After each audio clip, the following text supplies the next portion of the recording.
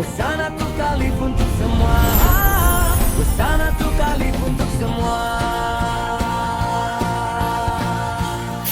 Assalamualaikum warahmatullahi ta'ala wabarakatuh. Hai, apa khabar cucu-cucu atuk sekalian? Alhamdulillah. Semoga semuanya berada dalam keadaan baik. Atuk doakan insya-Allah hari ni jadi budak baik ke budak nakal? Mesti jadi budak baik tau. Pasal siapa kat sini nak ikut Nabi masuk dalam syurga? Angkat tangan. Siapa nak ikut Nabi masuk dalam syurga, kena ikut Nabi dalam dunia. Hari ni atuk nak cerita tentang Telaga Zamzam.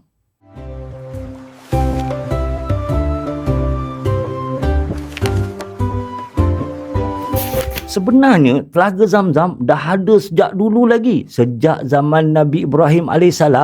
Dulu masa zaman Nabi Ibrahim menghantar Siti Hajar dan Nabi Ismail ke kota Mekah. Masa tu kota Mekah kering kontang, tak ada orang, tak ada tumbuhan. Jadi pada waktu itu kepanasan. Maka Nabi Ismail masa tengah bayi, dia nak air, Siti Hajar pun berlari-lari anak lah nak cari air. Tiba-tiba Nabi Ismail menghentak-hentakkan kaki, terpancutlah air Zamzam.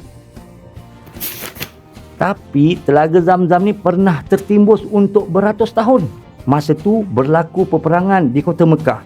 Jadi kabilah Jurhum yang tinggal di situ sebelum melarikan diri, mereka timbus Telaga Zamzam sampailah ditemui semula oleh atuk Nabi Muhammad SAW, iaitu Abdul Muttalib.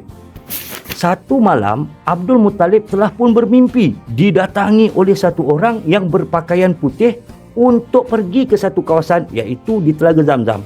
Dia diperintahkan untuk mengorek kawasan situ. Besoknya Abdul Muttalib pun pergi dan dia korek. Dan ketika dia korek tu, jumpalah macam-macam barang. Antaranya perisai, pedang, pembida Kaabah, dan akhirnya terpancutlah air Zamzam yang menyegarkan. Dulu-dulu, siapa yang jumpa air dekat padang pasir dianggap sebagai orang yang mulia dan orang yang kaya. Maklumlah, padang pasir tak ada air. Bila Abdul Muttalib jumpa Telaga Zamzam, ramailah kabilah-kabilah Quraisy yang nak mendapatkan hak. Mereka mengugut Abdul Muttalib. Tapi kemudiannya Abdul Muttalib menentang dan Abdul Muttalib bernazar, andai kata dia mendapat anak yang ramai, dia akan sembelih salah seorang daripada anaknya. Siapakah anak Abdul Muttalib yang mahu disembelih? Kita akan dengar dalam episod yang akan datang. Atuk kan suka ingat-ingatkan. Bukan suka ingat-ingatkan. Sebagai orang Islam, ketika kita hendak tidur, kita ikutlah sunnah Nabi Muhammad SAW. Kata nak ikut Nabi masuk dalam syurga. Siapa nak ikut Nabi masuk dalam syurga? Kena ikut Nabi dalam dunia. Apakah sunnah-sunnah Nabi SAW sebelum tidur? Yang pertama, berwuduk. Yang kedua, mengibas-ngibas tempat tidur sebanyak 3 kali. Yang ketiga, mengiring ke kanan dan letakkan tangan kanan dekat kepala.